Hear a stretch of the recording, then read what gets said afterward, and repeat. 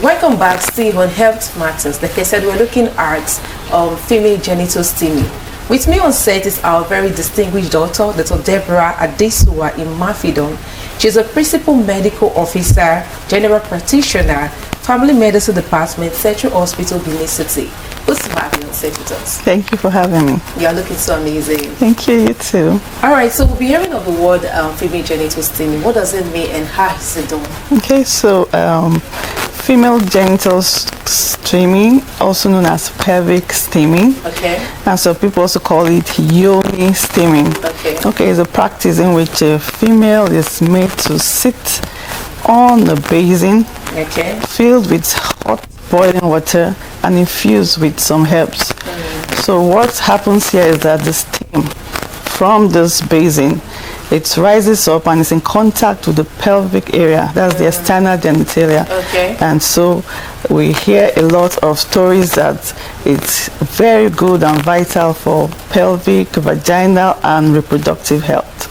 Okay, why is this practice so common in Africa, or should I say Nigeria, in recent years? Okay, I would say the popularity of this pelvic steaming is not going to be far from social media. Okay. You know, this is from celebrities. You know, Okay. as celebrities, they kind of lead the way, and once a celebrity endorses something, everybody wants to follow suit. Exactly. Okay. Even according to the post I saw online, that was what actually initiated this discussion. So persons even claim that some nurse, the alleged some nurse actually encouraged them. They also childbirth should engage in this practice to aid recovery. Yeah. So is it medically correct? Well, okay, I will have to explain this. It is not medically correct to have pelvic or vaginal steaming, but there's something called sit bath. Okay. So sit bath is different from vaginal steaming. Okay. You see, sit bath is safe because the process of sit bath, you are sitting in warm water, not boiling hot water, and you're having direct contact with the water. And so it just helps to soothe the vaginal area, reduce inflammation, and promote healing. What about people that claim it's especially those that battle with some intimate infection? Vaginal infections. Yes, it's out there a lot. People have the misconception that this steaming it helps with vaginal infection, which is totally wrong. It is totally wrong because there's no way that you can have a bacterial infection and by steaming your vagina will result in a cure. It is impossible. Instead, you're even going to be doing things that are detrimental to your health. So vaginal infections cannot be cured. I repeat, it cannot be cured by vaginal steaming. So what are the harmful effects of these practices among women? There are lots of effects, harmful effects, because number one, it is hot boiling water, and steam arising from hot water, it can cause a burn. Scalding burns, that's dry heat. It can cause a burn, and when you have burns in the vaginal area, it's going to lead to a lot of processes, like it can lead to ulcers and from there on infections. So it even cause more harm than good. Exactly, it causes more harm than good. Okay, what's the safest way to take care of our intimate area as women?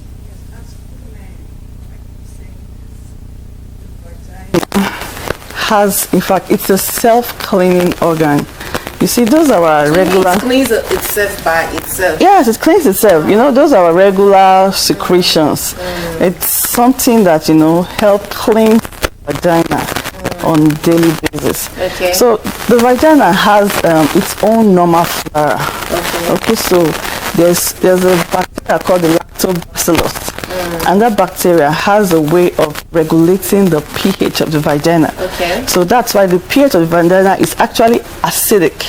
And so because it's acidic, it is difficult for infections to get in. Okay. So if that balance is altered, like we said, that vaginal steaming, that steam going into the vagina can actually cause an alteration in that lactobacillus. Exactly. Process. And so when that happens, the balance is altered. And once it is altered, the regular bacteria we have there's a change, there's a switch. And when that happens, it causes infection. Okay. Because I would like to explain further. Like, let's say the lactobacillus is 90%. Then we have other bacteria, so let's say like in total, let's say 10%. And they are all balanced. Okay. So if this lactobacillus has the tendency to balance the others. So once lactobacillus is altered, there's an increase in the other bacteria or even fungi. Okay. Don't forget that we have natural fungi also in the vagina. So when that imbalance occurs, the yeast that is normal in the vagina can increase, and when that increases, that is when you start having yeast infection. Yes, that's when you exactly. That's when you now start having excessive vaginal discharge, itching. Then also for the bacterial infection, foul smelling. So that is why it is not good to tamper with the natural process of the vagina. Just let it be. Let it be. Now, apart from that steaming, places even go as far as getting sponge and those scented soap. Like, I want the place to scent, to have this nice and fresh. They just use everything and rub it. God created the vagina to be beautiful. It has its own special scent. You don't need to introduce any scent to it. They are causing more harm. You're causing more damage by that. So what's the best way to clean it apart from the normal cleaning? Like when someone's taking the bath and instead of using soap, sponge, and lots of I will go like this. For the internal, for inside, you don't need to do anything. Wow. But for the surrounding, you can just, wash with warm water. You don't need to put soap. Even if you want to use soap, then you use the non-scented version. Okay. So you can use that to wash, and that's all. You don't need to put anything in. No. Some people, they start putting things in. There's something they call douching, whereby they do all sorts of things. No, just leave it. Leave it alone. It's perfect the way it is. So what is even causing more problems? It causes more problem. So the best thing, just eat, but have a balanced diet. If you're eating well, if you're healthy, everything is okay. Then also, we can never undermine the importance of water. Yeah, drink water, as good as water. Drink lots of water. Stay hydrated, and also you should also balance your sugar, your blood sugar. Okay. Because when you are immunocompromised, that is when you have things like diabetes and all that. You are prone to infections. So if you can regulate that, and if you have any issues, if you're having vaginal discharge, and please seek the help of a doctor. That is just the best thing. Don't listen to what you see on social media, because you'll be doing more harm than good. Okay, so are there like if someone is having like discharge, like you said, or other infection, so is there like a medical way that it can be treated apart from trying to treat yourself? Of course. If you have vaginal infections, if you're having discharge, foul smelling discharge, you're having pain or whatever, you need to get tested, because those are caused. The first step to take. Yes, you should get tested, because they are caused by organisms. So when you go to the hospital, the doctor will prescribe some tests for you.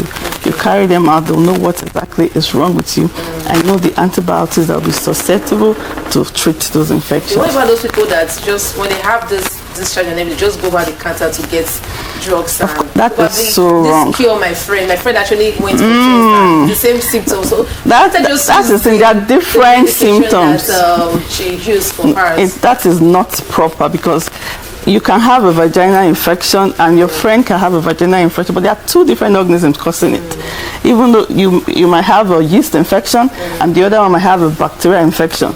So They are two different organisms, so you have to be tested to know what exactly is the cause. Okay, it can even be the same symptoms, but different. Yes, of course, you can have discharge from both, because you are not a professional, so you don't know the difference between the discharge. But we as professionals will ask you what's the color of the discharge, we'll be able to differentiate, but you don't know that. So it's better you come to the hospital and get properly tested. Okay, what about those medical practitioners that are alleged to advise women after childbirth to engage in these practices? What do you have to say? I said, okay, to that? them, well, Yes. to them, I think a lot of people need to be oriented, because despite the fact that they are medical professions, some of them are still dealing with, what they learned in the past, traditional practices. So we'll need to, engage them more and let them know the difference between vaginal steaming and seed baths. Okay. Yeah. All right, so those people feel that, okay, I think medication is actually very expensive, and that's the reason why they engage in this practices, just trying to look for the cheapest and quickest methods to just stay healthy and stay well. So what do you have to say? My advice to them is that prevention is better than cure. Okay. If you are going for something cheap, you go and land yourself in something that you will spend more.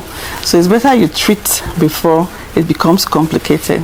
Okay, better you treat before it becomes complicated, and you have to spend more money. More money, right? That's true, because it costs different harm to delicate organs in the body. Exactly. So apart from the harm it causes, can it cause any other? Can it lead to infertility or other? No. Vaginal steaming will not lead to infertility. Okay. There are some beliefs that vaginal steaming can actually cure infertility, really? Which is absurd, because there's no correlation whatsoever.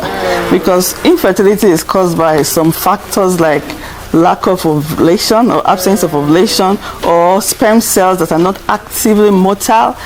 Just imagine, what is the correlation between vaginal steaming and the fallopian tube, for instance? Yeah. So a lot of people are misguided, and that is why it's good for us to be out there to let you know that the best way, the best decision you can ever make is to ask your doctor.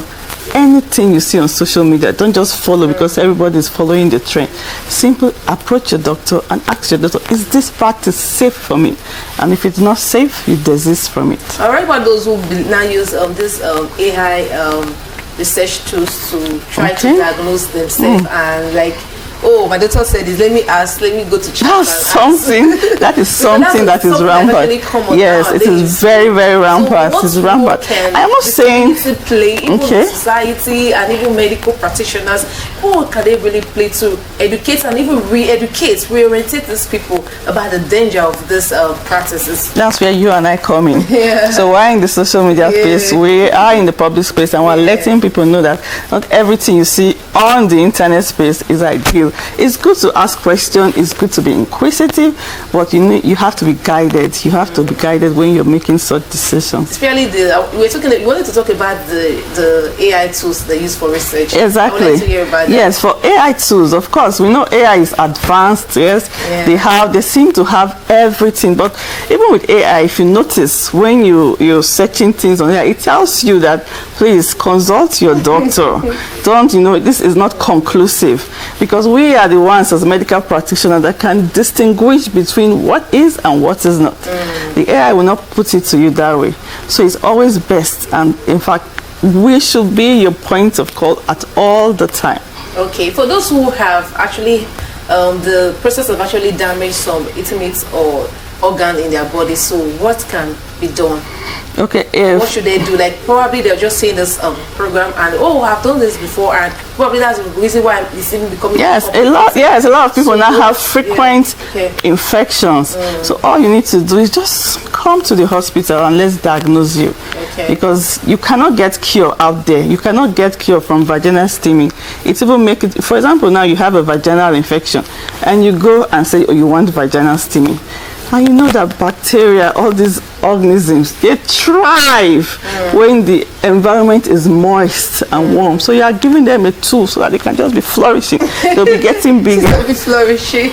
So it's always best to seek medical advice. So what's your final advice to women out there? Final advice to women out there. Your vagina, it's a self-cleaning organ.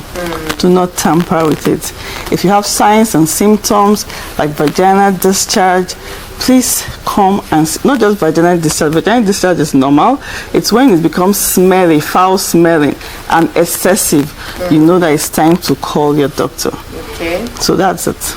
All right, thank you so much. It's been a lovely time with you on set. Like, nice being don't with you. self-medicate yourself. Yeah, and when you discover other symptoms that you made mention of, it's time for you to go visit your a medical facility to get diagnosed, tested, right? Yes, to get tested. The kind of treatment option that will be appropriate to be administered to you. Yeah. It's been a lovely time with you on set. Hope to see you in our subsequent episodes. I'm always here. And I hope you learned a lot, because I learned something. And don't forget to spread this information to everyone around you. Till we come your way next week is Health Matters. Goodbye.